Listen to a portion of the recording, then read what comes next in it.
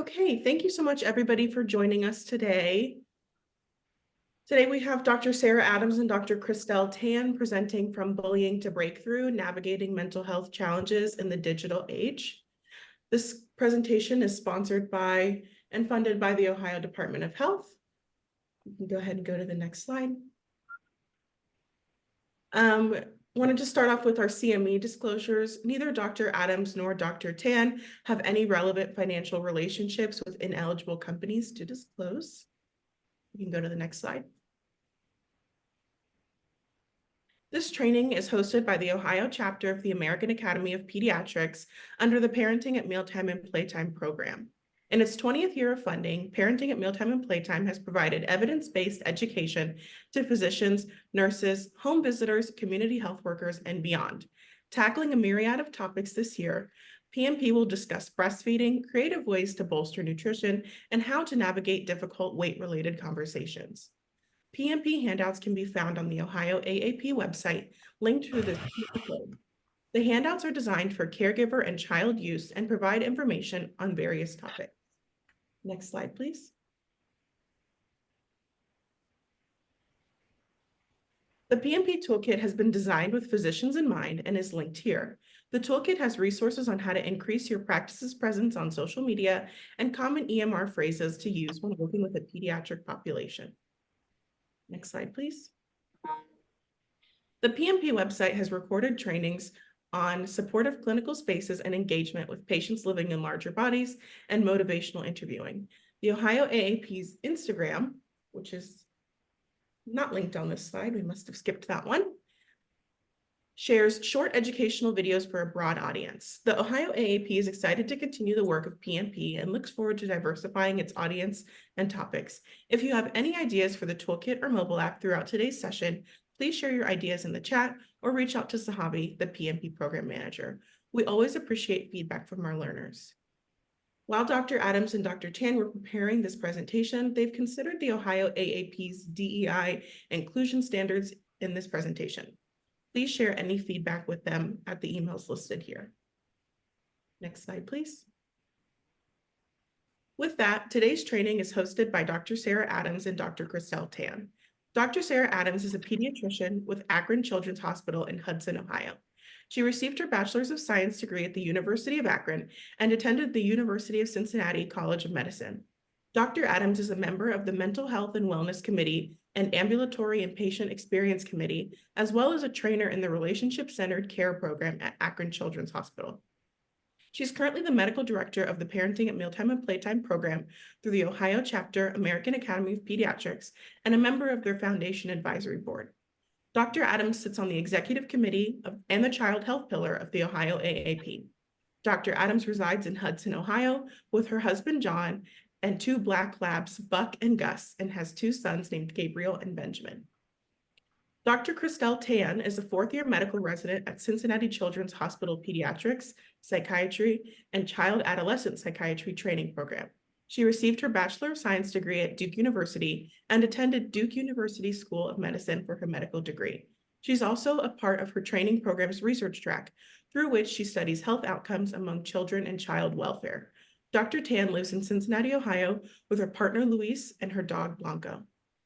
Thank you so much, Dr. Adams and Dr. Tan, for being here today. I will pass it off to you. Thank you so much for that wonderful introduction. And I want to thank Dr. Tan for joining us today, as we're really passionate about these topics. And what we're going to be talking about is we're going to define cyberbullying, like exactly what is it? We're going to discuss some statistics as well. We're going to assess cyberbullying and with specifically its impact in regards to mental health challenge, and discover really how to help our families in this digital age. What I want to, this statement is kind of like the overall, we know that children, tweens, teens, and even parents and any caregivers are really growing in their use of electronics. And specifically, we're using it as a tool for activity. We're also using it as a tool for communication. And so, what this statement is really all about is that we need to become ambassadors for the awareness and prevention of cyberbullying. So, what exactly is it? Cyberbullying is basically the use of bullying through electronic technology, and it includes things like our computers, our tablets, our cell phones. We know even young children, even though we're focusing more on the tween teen age, we know for a fact that the younger and younger age groups are using screens as a mode of playtime as well as communication. And some of the tools that our kids are using, that there could be an access to becoming a victim or being a offender of cyberbullying, can include things like text messages, different chats, gaming specifically too, websites. Probably the most common, especially among our tweens, is YouTube. If any of you have ever been around some of our tweens and teens, the videos seem to be a big thing that they're engaging in. So, what exactly is cyberbullying? Okay, so it's using that technology to harass, to threaten, to embarrass, like you're targeting another person. And it has to be willful and repeated harm using these devices. So, it could be things like online threats or messages that are mean. And it could be like all of these things count. Like it could be your comments on somebody's social media. It could be things like neglecting people, posts, pictures, and it's all designed to hurt and embarrass. They could post photos, messages, pages, anything. And the hardest part is once you send it out, once somebody posts it or writes it down or whatever, it's really, really hard to take down, even if the person who is the victim has asked them to. And, anything that gets posted online can be meant to hurt, harass, or upset someone. I remember when my kids were young, there were a couple things that I always tried to tell them before they ever posted, and this was just in regards to safety, is, would you let grandma look at it, But the other thing I really wanted them to be aware of was what might not seem like cyberbullying to them. You have to take into account what the other person is going to feel. Like our offenders might be like, well, I didn't mean to harass, or I didn't mean to embarrass them. I didn't really mean to target. And you want to hope that obviously our offenders are have, those thoughts. But the problem is that sometimes we have to be conscious about what is being said and how it is received, because everybody receives information in a different, takes it in different contexts. So, what do we tend to see? Well, it might focus on a person's gender or maybe religion or sexual orientation. And references like this for specifically can count as discrimination. And there are laws, and we know that since 2017, there were two laws that were developed, two House bills that were developed specifically to help in regards to cyberbullying. And depending on what state you come from, you can look those up just by clicking. If you go to cyberbullying.org, you can look up those laws. One of the biggest things, and you'll hear me repeat it, is that this can be done anonymously. So think about it. Somebody might not want to confront someone face to face, but the thing is it's a lot easier when you're behind a screen, when nobody really sees you. So number one, you can do it anonymously. Number two, it's really hard to control. Once that information goes out, it can be spread. It's no longer belongs to you. People can take pictures of comments, pictures of pictures, and send it to other people. And one of the things that's so tough on these kids is that whenever they check their device, they may be reminded about this torment. So it's really hard to get away from. And as I mentioned, online bullying and harassment can be much easier to commit than other acts because you don't have to confront them face to face. Why do we feel this is important? Well, this is like 1 out of every 4 teens has experienced cyberbullying, and about 1 out of every 6 has done it to someone else. And even with preteens, the statistic is 1 out of 5. The studies in regards to preteens are a little bit more or tweens, and preteens is a little bit more difficult because there's not a lot of research there because of we don't know how many of them actually have access to pads, iPads, tablets, cell phones, things like that, versus like teens who are more likely to commit that, or more likely to be able to study statistically. So I did want to mention that. Some interesting statistics, though, to think about is adolescent girls are just as likely, if not more likely, than boys to experience cyberbullying or even be offenders. Now, that comment really is outside when we don't include transgender, because when we include transgender, as you're going to see in some of the statistics I'm going to present, then it does change those statistics a little bit. But what we do know is that cyberbullying is definitely related to a lot of emotional, social, and behavioral and psychological changes. We'll see school problems, antisocial behavior, delinquency, just to name a few. And traditional bullying is still more common, though I want to remind everybody, is still more common than cyberbullying. However, cyberbullying is very closely related to traditional bullying because those who are bullied at school are also bullied online, and those that bully at school bully online as well. So I'm going to present, this was a study done in 2021, and the representation of this sample was about 2,500, and this was between 13 and 17. And as you can see, like this one in particular, what I'm going to review in this data is victimization versus offenders. So with cyberbullying victimization by race, this multiracial tends to be more common, and then white. Now when we look at the other category, I want to remind you those are just exactly like it says. It's other, it includes other races not listed here. And then what about offenders? In this slide, we can see that, the other category tends to be the higher as far as in combination to that population.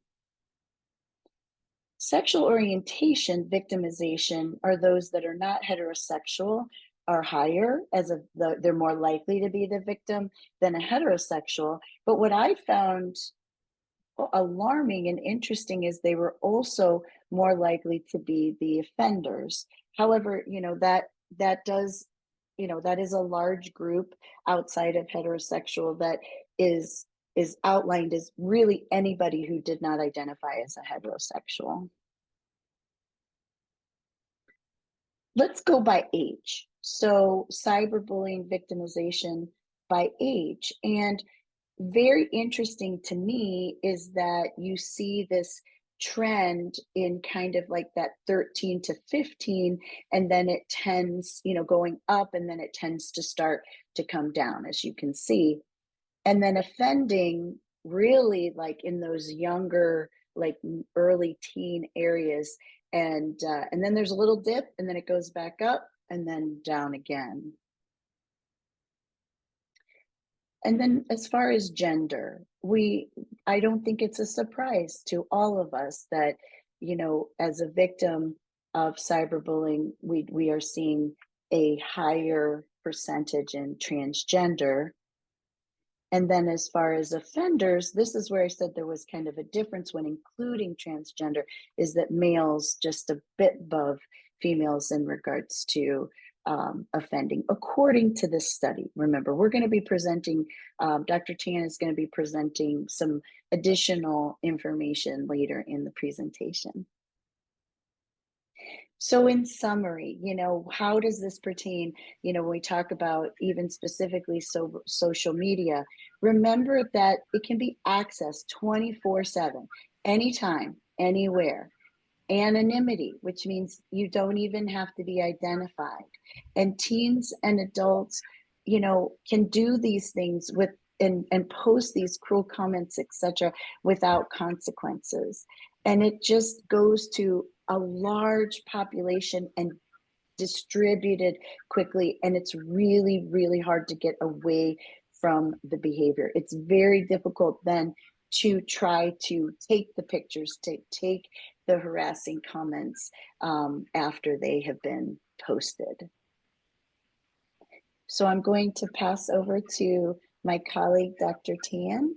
And, if you do have questions, we're going to go over them at the end of the presentation. But if you start to think about them, go ahead and enter them into the chat. Thank you very much.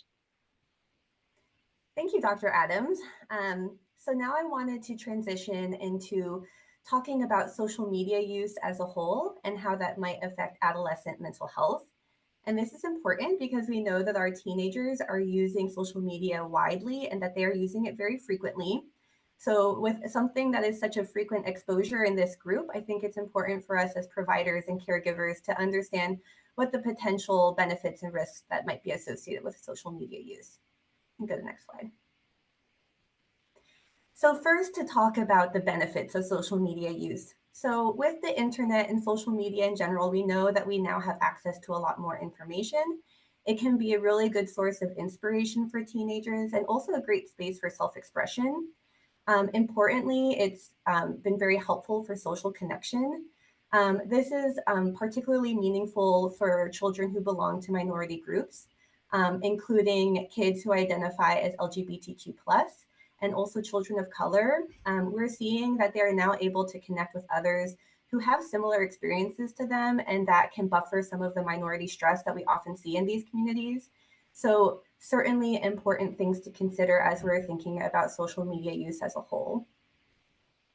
And you can go to the next slide. But with the benefits, there are also some risks that are worth paying attention to. So the goal of the first half of my bit is to describe social media use in terms of a social media diet that I've divided into 3 core components. So that would be time spent on social media, the content that you're looking at on social media, and then your overall relationship with social media.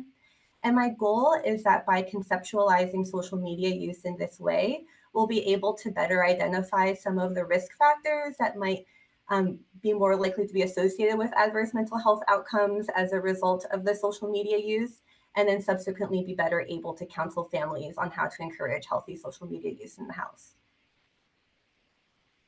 You can go to the next slide. Thank you. So for the first part, time spent on social media. So this is probably the most salient feature that we think about in terms of social media use. I'm sure that parents can often come to the provider's office saying like, well, my child just seems to be glued to his phone. He never gets off of it, just spends so many hours at a time on social media. And in the research, we see that when we look at just total time spent on social media, we do see that there's correlations between more time spent on social media and adverse mental health outcomes. But across the studies, this finding can be somewhat inconsistent. So some of the researchers have begun to question if just overall time spent on social media is really the best measure that we should be looking at. And through some of this exploration, people have become more interested in looking at what they call problematic social media use or addiction-like behavior when it comes to how kids are using social media. So we know that the more time kids are spending on social media, the more likely they are to show other addiction-like behaviors in relation to their social media use. And if you look at that specifically, we see stronger correlations between problematic social media use and adverse mental health outcomes than when we're just looking at time spent on social media alone. So that is to say that while it's important to understand, how much time kids are spending on social media, I think it's also important to follow up with more specific questions like, how does it feel when you're off of social media? Do you feel like your social media use is interfering with other important aspects of your day? Do you feel like you need to cut back on your social media use, but you're having a hard time doing so, etc.? And then the next piece when it comes to time spent on social media is it interrupting your sleep? And I think anecdotally, a lot of us can share experiences when us ourselves are on social media late at night, and then next thing we know, several hours have passed and we're not going to get our full 8 hours of sleep that night. So if we as adults are experiencing this, it's not surprising to learn that kids are also having some sleep disruption in relation to their social media use. And it's not surprising to see in the research that increased social media use around bedtime not only impairs your sleep quantity, but also sleep quality. And we know that sleep is important for a number of outcomes, and that includes mental health outcomes. And there have been a couple of longitudinal studies that show that increased social media use will lead to sleep disruption, and then subsequently you end up seeing some adverse mental health outcomes down the line. You can go to the next slide. And then the next core component of the social media diet is what content is being viewed on social media. And I think that we could go down a lot of various rabbit holes when we're thinking about generally unhealthy content that we might be viewing on social media. But for the purpose of this talk, I wanted to focus on two main categories. And that would be one, content that might adversely affect your body image. So we know that a lot of teenagers are reporting having poor body image as a result of their social media use. There is actually some data that was leaked by the Wall Street Journal that showed that of the internal research that was being done at Instagram, they were reporting that 1 in 3 teenage girls were reporting poor body image as a result of their Instagram use specifically. So knowing that many teenagers are feeling this way, it's also not surprising to see that there's some evidence in the literature that shows that simply viewing appearance ideal images on social media can detrimentally impact your body image. And there's a lot of body ideal imagery available on social media, whether it be the Instagram model influencer or the exercise gurus on FitTalk. There's also some evidence to suggest that even looking at yourself in selfie mode more frequently is leading to adverse effects on your body image, and even with the filters that we can now apply to those selfies. There was an article that was released saying that plastic surgeons were increasingly seeing clients come to their office asking for plastic surgery in order to appear better in their selfies or to look more like the filtered images of themselves. So much so that they gave it its own name called Snapchat dysmorphia. So all important considerations to keep in mind as we're thinking about social media use and how that might affect mental health. And then the next big category I wanted to address today is content related to suicide and self-harm. And I'm just going to take a quick pause because this thing is going to keep buzzing unless I mute it. So let me just address that. All right. And then, so unfortunately, we know that simply looking at content relating to suicide and self-harm can actually increase one's own risk of experiencing suicidal ideation and engaging in self-harm behaviors. And unfortunately, there is a lot of content on social media related to suicide and self-harm. There was an article that was published in the Journal of the American Academy of Child and Adolescent Psychiatry that looked at the 100 most popular videos on TikTok related to suicide. Those videos represented over 1 billion views, so they were very popular. And they found that only a small minority of that content actually shared helpful information when it comes to suicide. So for instance, advice on what to do if you yourself is experiencing suicidal ideation, or how you can help others who you might be worried about in terms of suicide and self-harm. Whereas the large majority of those videos on TikTok were just sharing personal anecdotes related to suicide. So there's one video that was really popular where a person was sharing images of themselves after they attempted suicide. And then even a lot of videos that just shared very unsafe information, for instance, recommending that people engage in substance use in order to cope with their suicidal ideation, or even saying that not following through on your suicidal or self-harm thoughts were a form of self-harm in itself. So just some really unsafe material that can be found on social media that I think it's important to be aware of. I'll go to the next slide. And then the next component of social media diet would be, what is the overall relationship with social media? This is a little bit more of a vague piece, but what I'm hoping the takeaway is that people will describe various different levels of importance that social media might play in terms of meeting their social and emotional needs. And they may also have very different reactions to similar content that they're seeing on social media. So this is some data from a national survey that was done that asked a lot of different questions about social media use, but I thought that these two figures were really helpful in sort of characterizing this.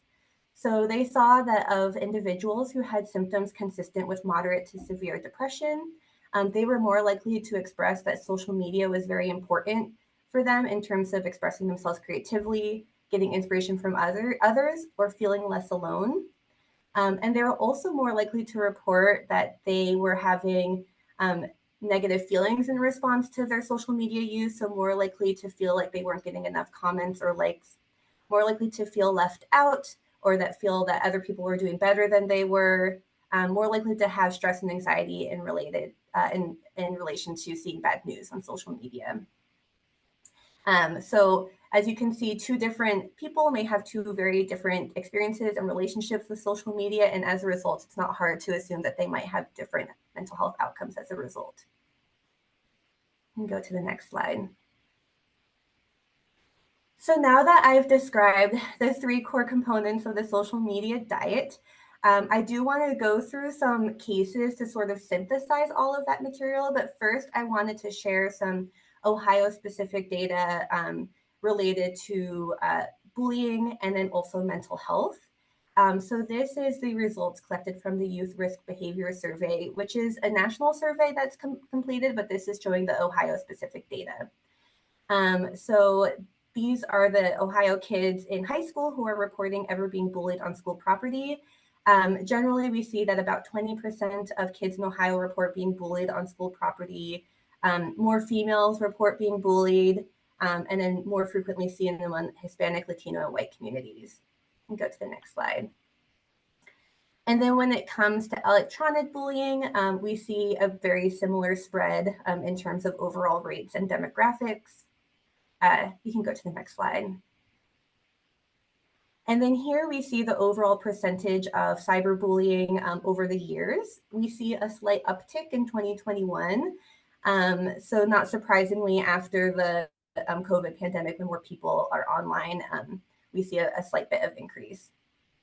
You can go to the next slide. And here are the percentage of children who reported feeling sad or hopeless. These would be symptoms consistent with depression. So more specifically, every day for greater than 2 weeks at a time. Surprisingly, at least I thought it was surprising that over 40% of kids in Ohio did report having symptoms consistent with that in the last year. We see this more frequently among females and more frequently among white high schoolers. You can go to the next slide. And then here are the same measures for the middle school population.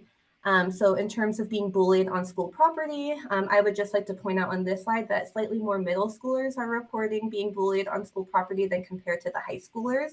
But again, similarly, we see it more frequently in females and more frequently among Hispanic and white populations. You can go to the next slide. Again, a very similar spread when we ask specifically about electronic bullying. You can go to the next slide. And then again, we see an increase in the year 2021, similar to the high school students. And then of the middle schoolers who are reporting symptoms consistent with depression, we see a similar percentage, 37% overall, again, much higher reported among females. and then higher among Hispanic and Latino as well. All right. So now I can go through some cases to sort of synthesize how we can conceptualize the social media diet, and then in terms of how we're thinking about social media use among kids. So here I have Tia Talk. This is a 13-year-old who has been using social media for over a year.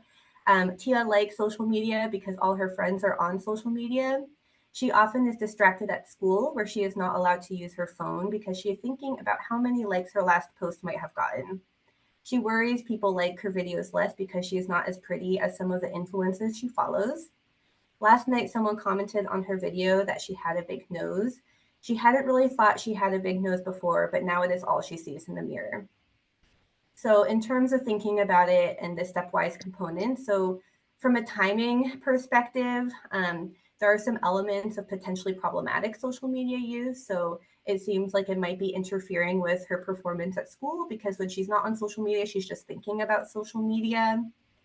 In terms of the content that she's viewing, it seems that some of the influencers that she follows might be making her have worse thoughts about her own body image and how she views herself. And then thinking about her overall relationship with social media. There's that first sentence that says all of her friends are on social media. So my question for her would be like, does she feel that she needs social media to be connected to others? Or are there other ways that she can achieve that social connection? You can go to the next slide. And then the second case, Bia Real is a 15-year-old who is new to social media. Bia was the last of her friends to get on social media, and she was happy to finally be able to communicate with them online in addition to offline. Since joining social media, she has also discovered that social media is a great place to learn and share dance routines, and she spends most of her time on social media learning these dance routines with her friends. Bia and her brother are only allowed on social media for 1 hour after school each day, but she finds that her days are already busy with school, homework, extracurriculars, and hanging out with friends, that she often is not thinking about social media outside of that hour. So here, thinking about a timing perspective, Bia's parents have pretty strict limits on how much time she can spend on social media. And then as a result, it's not interfering with any of her extracurriculars. And she's not displaying any of those signs of problematic social media use, given that she's not craving social media when she's not on it, etc. And then in terms of content that she's viewing, it seems that she's actually getting a lot of benefit from her social media use in terms that she's getting some inspiration in terms of finding some dance routines. It's even getting her up and moving as she's learning these dance routines with her friends. And then finally, for her overall relationship with social media, it seems that Bia really enjoys the aspect of like being able to connect with her friends on social media, but it's not the only way that she is able to achieve that connection. It seems like she has also a very robust in-person social life as well. So now that we've talked about the social media diet, how to sort of pick out what are some of the social media uses that can maybe make one more at risk of having adverse mental health effects as a result of their social media use, I wanted to talk about what advice can we give caregivers to support healthy social media use in the home. So the first piece of advice I would give is making sure that you know what social media platforms your children are using. So there is a variety of social media platforms that are out there, and each one has their own unique features. And with that comes an own unique set of risks that children might be exposed to. So I would encourage families to at least download the apps themselves, so that way they can look at what their kids are using. It would also be really helpful for parents to know what safety features are available on each individual app. There's each app is increasingly allowing parents to have some sort of oversight that you can access through the settings tab on the social media pages. So this oversight varies by platform, but some of them will allow parents to see who their children are following on social media. They might be alerted if their child has blocked someone on social media. That might send some red flags about some potentially unsafe things happening on social media. Can also sometimes allow parents to see what their kids are posting, etc. So I would encourage parents to explore those settings to see how they can sort of optimize safety and maybe some oversight as well. The second piece of advice I would give is putting some form of limits over social media use. So there's no firm like X is the number of hours that is safe for children to be on social media that I can necessarily advise for parents and children. So I think that these limits should be a discussion as a family. But some ideas would be that maybe having a no phone zone at the dinner table, so that way we're still getting really good family time in. And then, especially trying to protect sleep. We know, as I mentioned, sleep is very important. So, trying to limit social media use around bedtime as well. It could be helpful for parents to know that they don't have to physically remove phones from their children's grasp in order to limit this. So, you can actually set limits on your children's phones. Using the family sharing setting on iPhones, or Androids have an app that you can download that have very similar features. And then the third piece of advice I would give is to create an environment where you can have an open dialogue about social media use in the household. This is more of a vague piece of advice, but the goal here is that with the understanding that the internet and social media is a very vast space, I think it'll be impossible to keep kids completely safe from potentially harmful material that they might encounter on social media.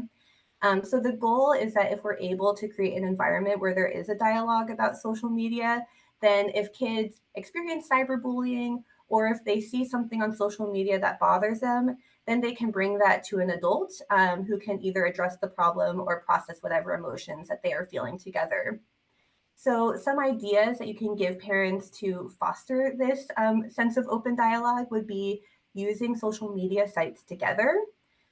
For instance, if a child is interested in getting a social media profile for the first time, you can first download it on the parent's phone, create the profile together, and start to explore the features together. That way, the parent can start to point out maybe some things that might be potentially harmful. Sort of side by side, they can identify some misinformation that might be on social media. They can maybe identify some content that might be harmful to body image and encourage body positivity in the household. Um, they can also sort of verbalize, like, oh, maybe it seems like we should take a break from this and starting to get a little bit tired. And that way, kids can also learn when they might need to take a break from social media as well. And then finally, by doing this together, they can also explore what social media settings might encourage more mindful and healthy social media use. So, for instance, on Instagram, you can hide like counts so children can't see how many likes their posts are getting or other posts are getting. And that might mitigate some of the social comparison that often happens on social media. And a lot of these platforms have some level of control over what content you're being fed through the algorithm. So that's another safety feature that can be explored together. And the last piece of advice that I would give parents would be to be modeling this healthy social media behavior for their kids. So really, social media goals and values should be discussed as a family. So each family member has their own specific goals that they're working on. And so if the parents really show that they're invested in this, then the children are more likely to follow suit. And then for the last piece, you can move to the next slide. I wanted to pitch two resources that might be helpful to share with families as they are navigating this with their children. So one is Common Sense Media. This is a website that has a lot of helpful advice and information about a variety of media across ages. But for the purpose of this talk, I wanted to focus on the information that they have related to social media. And as you can see here, my favorite piece is the by platform info sheets that they have. So for instance, if I were to click on TikTok, it would pull up an info sheet that breaks down what is TikTok, what can my kids do on TikTok, what are the features on TikTok, what are some of the safety things that I should be concerned about as a parent, what sort of safety features can I employ using the settings on TikTok, and how can I optimize them for my child. and what are my options as a parent in terms of like oversight of my child's TikTok accounts. And they have that for almost all of the most popular social media platforms. And then you can go to the next slide. And then the AAP, we don't have to play the video, but the AAP has a family media plan that you can access through their website. And essentially, this is an interactive tool that can walk through basically all of the last 4 pieces of advice that I had on my last couple of slides. So you create a profile for each family member, and then it will walk you through like what are your family's values when it comes to social media use. And then based on what values you select, it will offer a couple of ideas of action items that you can do in order to meet those values. And then ultimately the end product is a list of these are our profiles, these are our values, these are our goals moving forward. And you can print it out and hang it on your fridge, or you can save it in like an app on your phone for easy access. So that way it really involves every member of the family and gives you concrete things to work on in terms of having healthy social media use. And that is all I have. Happy to start answering questions. It was a whirlwind of information, and I just wanted to do like broad strokes of everything, but we could definitely dive into more detail on a couple of topics if you have questions. Yes. Thank you. That was wonderful. Thank you. So Javi, is there anything in the chat? But also participants, feel free, to raise your hand, unmute. Yes, so somebody in the chat shared a resource called psychchild.com. It's a very cool site to teach adults about social media and online activities. You can explore sites like Snapchat and get a feel for what kids see. Somebody else shared that human traffickers are searching for teens and children on social media. Remind children to never meet people in person. Please go to dha.gov/blue campaign. Thank you so much for sharing that information in the chat. If you have any questions, feel free to unmute yourself and ask, or put them in the chat and I will read them to our speakers.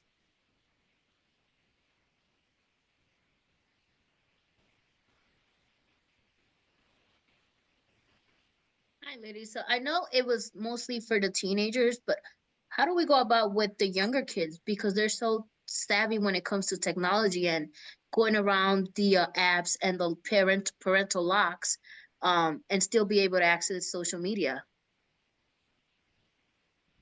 Go ahead, Dr. Tan. So for the younger kids, so technically children under the age of 13 shouldn't be on social media in general. So, I mean, I think that I would be curious to hear about how kids are getting access to that. There are ways through those settings that I described in the family sharing settings, et cetera, that you can control like sort of what apps are being downloaded on phones, et cetera. So I think that for that, I would want to have more of a conversation with parents about what steps they are doing to try to prevent their kids from getting on social media. And then see if we can troubleshoot any of that. I generally would not recommend that kids under the age of 13 be on social media just because they're so young and impressionable. Yes, I would agree that, it's always hard to know where to draw the line. And I would say, that is, kind of this imaginary line, clinically that has been, guided, to help anybody who cares for children and our families. I would also like to add, I love that Dr. Tan spoke about having a safe place to talk about any kind of electronic use. But another thing to add is, especially at any age, I recommend this as a provider, but I would say, especially with the younger age, I would say also having them have a place like a place in the house where they have access to their pads, their computers, and their phones. And that's a shared space. One of the things Dr. Tan mentioned about sleep, I try to tell people, look, use your bed for sleep. Your bed is for sleep, not for homework, not for scrolling through social media. You know, if we focus so that when you go to bed, your body knows, okay, this is my time to sleep. It's a hard thing to do. So, but that's another thing that I do, and that includes any age. But I think really important to tell families, look, if you're going to use your iPad or your, tablet to watch YouTube, which tends to be more common in the younger age groups, like those kids under 13, that they do it in front of you. And I recommend do it together. Watch these things together. And just like how she said, engage in conversation and say, how does that make you feel? And really teach our families to pay attention to how their children are behaving.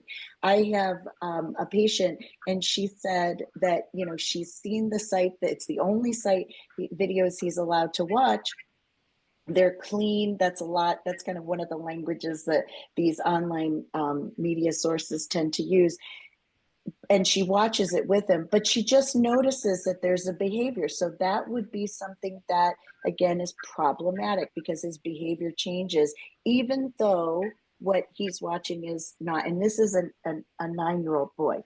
So those are the kinds of things, I would say limit use or no use under 13, as Dr. Tan said.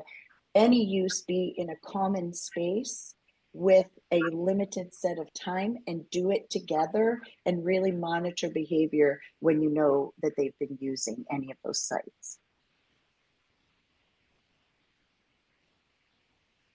Thank you both. We have another question in the chat.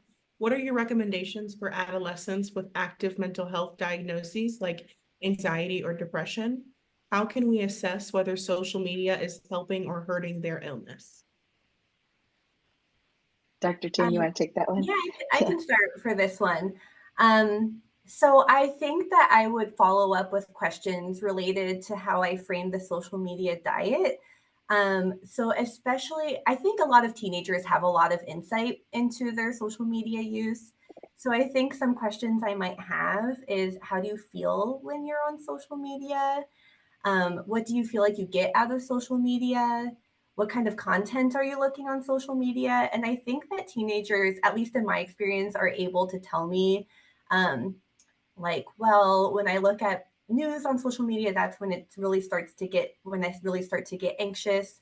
Or when I see that my friends are having fun times without me and I'm not included, that can really affect my mood. But I've also heard from teenagers that they also get a lot of like social connection and support through social media in terms of coping with their mental illness. So I think just because they have a mental health diagnosis and they're on social media, it doesn't mean that it's necessarily adversely affecting or exacerbating their mental illness. But I think just asking a couple of follow-up questions to further understand that. And like I said, in my experience, teenagers have a good amount of insight into it. And if you're having a harder time drawing it out, you can maybe offer some suggestions of cutting back on social media just to see if that helps at all. That's what I've done, at least. Yeah, kind of like if milk upsets your stomach, cut back on the Mhm. milk. Let's see if you feel better. And what I love too about what I heard from Dr. Tan is the questions that she had recommended are open-ended questions. Like, you don't want to ask, hey, does social media make you sad? Which is a yes or no. You want to say, like, what, how, when, using those open-ended questions with our teens is really going to open up discussion. And I also want to remind everybody too, the discussion doesn't have to be in one place. I try to tell parents, look, open the discussion. If they're not ready to talk about it right away, maybe in small chunks, talk about, because I don't know about you, whenever I'm listening to somebody who's trying to give me a ton of information, I'm only able to like remember so much. So I tell parents, chunk it out, like a pineapple. We don't eat a whole pineapple at once. We have to cut it in order to digest it.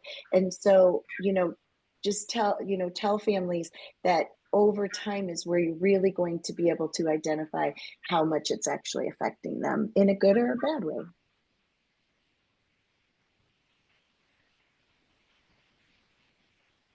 Thank you both. We have another comment in the chat. Children have iPads in schools. Children as young as second grade send chat messages to other students, and arrange, quote, play dates, which are virtual meetups on game sites after school. It's the new form of passing notes in school. That's a really good question.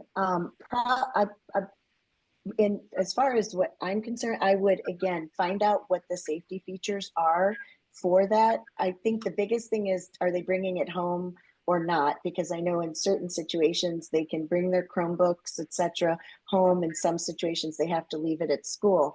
And so don't be afraid to ask the school, what safety features do they use? Do these kids have the ability to communicate? You know, this is a community thing. I remember when FaceTime was the first thing that came up. My kids were still in school, and my kids are older now. But we set up a community event where parents brought their computers, and we did it at the school, just kind of as an outside activity, and really help them log in and learn the laws, the rules, etc. The school needs to disclose that information. Exactly what does my child have access on this Chromebook online? What's the chat and communication abilities? And don't be afraid to be an advocate, you know, to as a parent, as a community, to discuss safe ways, you know, in our school system. Dr. Tan, do you have anything to add? No, I think that's a perfect answer. I don't have anything to add. But it's a great question. I mean, this, I think that points out the fact that I think no matter what, at any age, culture, you know, the kids do find a way, and they're so digitally savvy compared to some of us, especially as older ones, that we have to stay up on it. So that's just being aware that that's happening is the first step. So good job. Thank you. We did get one more comment in the chat. But we just got a second one. I love the scripting you offered about asking about the social media use instead of saying just don't do it. Mhm. And then somebody else said Cincinnati Public Schools allow grade school children to bring tablets home. We'll stop for K-6 in fall of 2024, and they can also be checked out of the library. So it seems that these devices can come home with the child. Yeah, that's. I just wanted to comment on the asking about social media use versus the just don't do it. I think that's a good one of the good take home points, because there's a lot of advocacy in the adolescent community where they're just trying to really get adults to hear them when they say that social media use isn't all bad and they actually do get a lot of benefits from social media. So when we hear about all this debate and concern that social media is like the cause for the whole mental health crisis, I think that they're just wanting us as adults to hear them when they say that it's not all bad, and that they are also savvy in terms of understanding themselves and learning how to adapt to the technological age. So I think helping them as they are growing up through this and exploring it together is an important take home for us as providers. We did get one last question in the chat, and I'll give you each about 30 seconds each to answer so we can wrap up on time. Somebody asked, what are your thoughts on the TikTok ban? Go ahead. Do you want to go first, Dr. Adams? No, go ahead. I'm actually interested in what you would say anyway. Yeah. So, I mean, my thoughts are currently that it seems like it's more political than anything else. But in the general conversation, when it comes to restricting social media use in general, I think that there's been a lot of proposed legislation. And I do think that there are a lot of things that we can do from a governmental level and also in terms of protecting our kids. So what I would like to see is that social media platforms work with us in terms of hearing our concerns and making adjustments to their platforms in order to make it more safe, and then being more transparent when it comes to some of the data that they're collecting themselves in terms of their understanding of the risks that they're social media platforms may be posing to kids. But I don't think that necessarily an all-out ban is necessary. I think we just need more dialogue and a little bit more restrictions. Yeah, I would agree with what she's saying. You know, one of the hardest things about online, and even let's just go with like newsletters, you know, anything you can see on paper. I'm grateful for our constitutional right to freedom of speech, but with that, you know, does come risks and benefits. And so it's a great way to just start the discussion with your families in regards to, you know, everything that we were talking about. You know, is it problematic? Is it safe? And, you know, and the amount of time and content that they are visualizing. Thank you both. If we could go to the next slide. Thank you so much again, Dr. Adams and Dr. Tan, for facilitating such a great training today, and thank you all for coming. If you like today's training, the Parenting at Mealtime and Playtime program has another 1-hour training on April 24th from 12 to 1, where Divya Dendaluri and Kylie Yike will be sharing their expertise on pediatric nutrition and how to supplement and support a well-rounded diet for children of all ages. You can sign up for this training at the QR code linked here. If you scan it from your phone, make sure you scroll down a little bit and sign up for the training on the 24th, and don't re-sign up for the one today. Next slide, please. Please check your email to claim your CME and MOC credit. We ask that all participants complete this short survey, even if you do not plan to claim credit. This will enable us to collect endpoint data to measure the rigor of our programming. Once you complete the survey, you will receive a certificate within 10 days. I will follow up with these directions via email for your reference. Next slide, please. If you have any questions or suggestions for future PMP programming, please call or email the program manager at the contact information listed here. This concludes today's training. Thank you so much for your time and energy, and we hope to see you at another Ohio AAP training.